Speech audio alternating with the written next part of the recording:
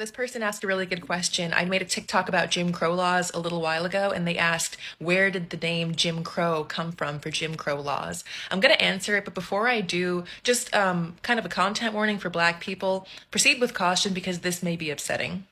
So in the 1830s and 1840s, there was a man named Thomas Dartmouth Rice. That's him behind me.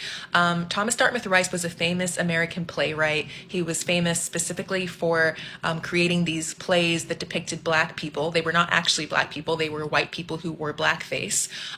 Depicted Black people behaving in really cartoonish, buffoonish, ridiculous ways for entertainment. And these plays were called minstrel shows. Minstrel shows would have a really long tradition after Thomas Dartmouth Rice, but he's considered the founding father of them. So as I said, minstrel shows were incredibly racist. They depicted Black people as lazy, stupid, and just kind of a form of entertainment. As a side note, minstrel shows were also called cakewalks. So when you say, oh, it's a cakewalk, when you're talking about something easy, that's actually a reference to something very racist, and you probably shouldn't say that anymore.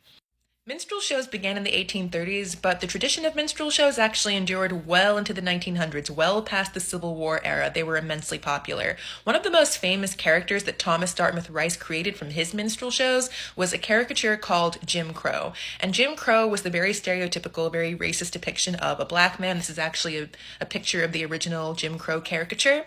And it was such a popular caricature that other white minstrel show writers and actors ended up making their own spin-offs of Jim Crow. And it became more and more popular until gradually and culturally, Jim Crow just kind of became a throwaway term for this kind of caricature, buffoonish Black man that existed in these minstrel shows.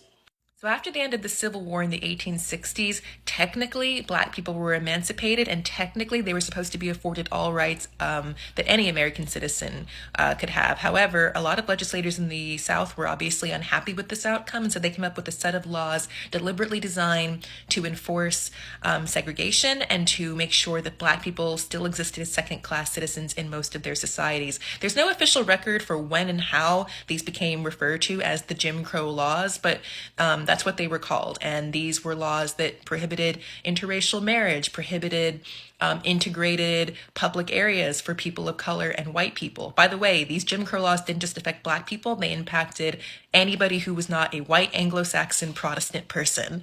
And these laws persisted from the 1870s well into the 1960s. So for nearly a century, these laws were in place, and it took a very long time to repeal them. If you want to know what some of them were, I made a TikTok with some of the most outrageous ones. The more you know.